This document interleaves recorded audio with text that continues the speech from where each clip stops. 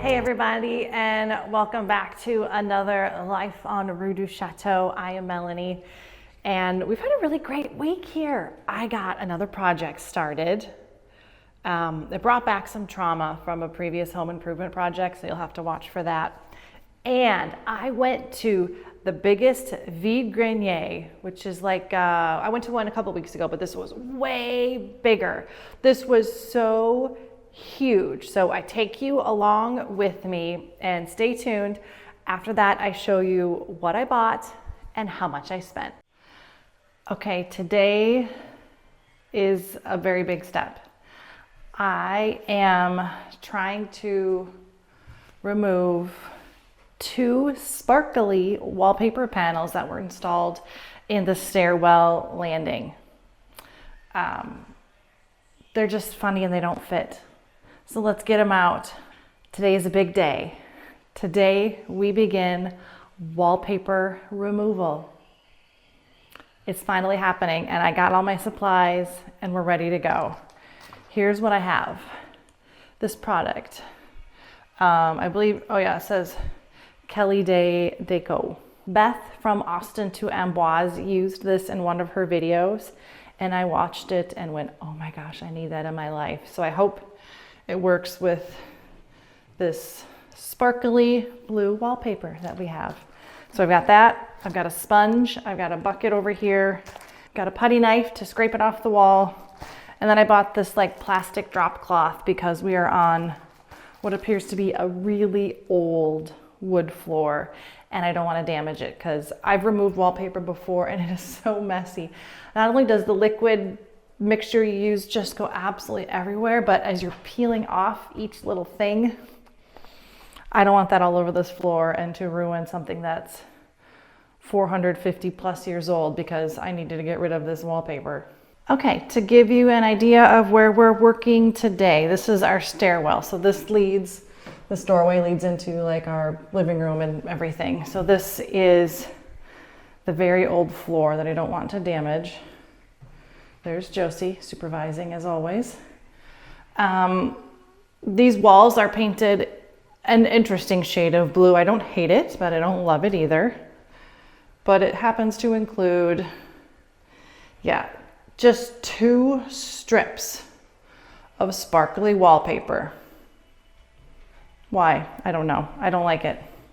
So since this is a brand new product, my first project in this house that's actually doing something significant, I thought a smaller section like this might be helpful. I have something to admit. Curiosity got to the best of me and I started picking because I couldn't help it. I just thought, well, what's under here? What's happening? I didn't come away with much except that when you really pull on it, it pulls at the paint. And this is drywall. The previous owner changed out a lot of walls or just put up a lot of drywall, to be honest. I don't know what he did, but we have a lot of drywall and this is one. So I have removed wallpaper on drywall and it's not the most fun and it doesn't do the best, but we're gonna see what this new product does for me. Okay, here we go. I grabbed gloves. I don't know if you need to or not.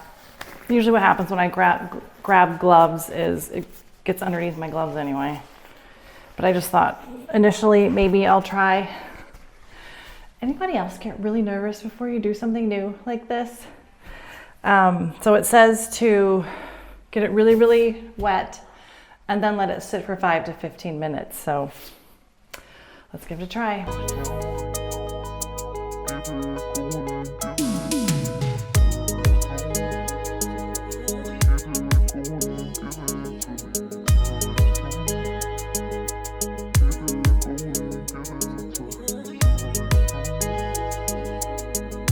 There you have it.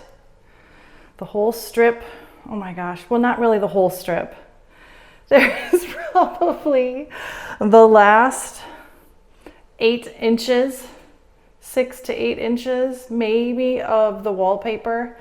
I can't reach from the tippy top of my ladder. I reached up as high as I could. So either that's gonna have to just sit there until my husband gets here, or I find a way to get a taller ladder to the house. That's the thing, is like we brought this ladder in a rental car. That was all we could fit in there, like lengthwise. So anyway, that's what we got. I'm gonna let it sit for, the bottle says 5 to 15 minutes. Oh, good grief. Yep, this is kind of what I expected and what I hoped wouldn't happen. Drywall and wallpaper removal are a disaster. Yeah, if you're gonna put wallpaper on, which is such a permanent thing, you're gluing something to the wall, don't do it on drywall, because they just don't go well together. And there's something about, like, can you see this? Like, the paint, the paint is just did not even adhere that well to this drywall. Like, it's peeling off so easily. I'm gonna have to do a lot of patching. I'm not very good at patching, but I guess I'm gonna get better at it. Just trying to get all of the glue off, which it is. So the more I dug at this wall and got a lot of this glue off, and the more I noticed that the paint had bubbled, I really started to examine, and I realized that this is drywall behind this paint. There is no primer. There was no primer put down on this drywall. And what I also noticed, the longer I looked at it and muttered words I cannot say on YouTube to myself, I realized the parts that you see that are just a little bit white, that's where the paint bubbles. And that is where the mud is for the joints on the drywall. Everywhere that mud is where it has bubbles. Now, it bubbled in other areas too, but the paint simply wasn't sticking to this drywall. Now, I didn't do this, and I don't know what's gonna happen when I paint over it eventually. Will it all bubble? I don't know, but I've gotta just move forward and prime what I can and see if I can turn this thing around. Okay, well, that wasn't easy. And it never is it? I have a job ahead of me. I've done this before, sometimes entire rooms. So this just being 2 strips of where the wallpaper was, I can fix. I'm just gonna I'm gonna clean this up again, patching it, sanding it, clean it all up, and then I'd love to repaint this whole area. It's all this blue color in here. And it's not the worst, but I don't love it. There's actually 3 different blues in this hallway, so I'm gonna make it one blue. Crazy. Here we go. It's a beautiful Sunday morning.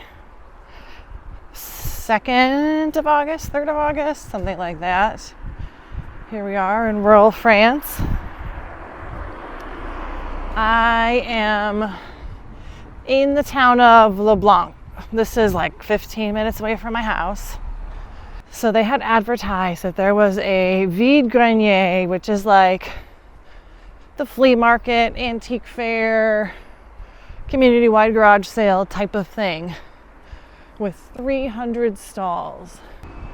Oh, isn't it so pretty? Goodness. The water is so still.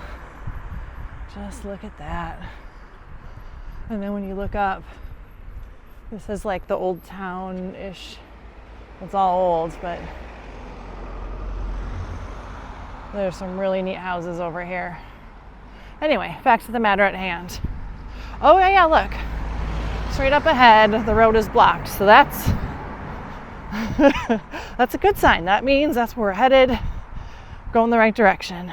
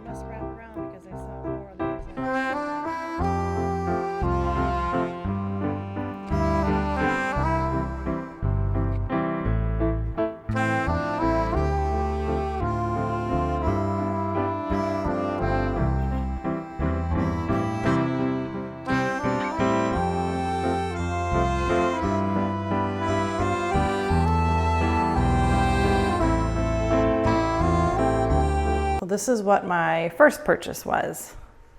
I got these 2 bowls. I have always wanted bowls like this and I want a full set. So I said to myself, okay, well, if you want a full set, get started. So I bought 2. That's all they had. You're never gonna believe the price of these. These 2 total, €1. Next up, my purchase was just 2 because that's again all that they had in this matching set. And they had some more, but I just didn't like their condition. But these 2 seem perfectly brand new and never even used. And I got the pair for not even $1. Sorry, euro. Nope, I paid 50 centimes for them, basically 50 cents. And then my next purchase was some postcards. I just thought these were neat. These are of our town. And this was a view that you hardly ever see photos of. They always take a photo of the Abbey. This is what they call the Old Bridge. And this is, I mean, literally a block away from our house. And so we walk on this old bridge all the time. And this is from 1919. And then I grabbed this one, which is a little more of the traditional view of our city where you can see the Abbey. But I liked it also because you can just really see so much of the town and you can spot our house in it. In there somewhere is our house. So I thought it was really cool. And this would be the new bridge. So yeah, these were each €3. So kind of my most expensive purchase. But I thought they were cool and they were kind of fun to flip through. This one says $3.50, but he sold it to me for $3. So in total, I paid $6 for 2 postcards, €1 for these 2, and then 50 centimes for those guys. I'd say that was a pretty good day.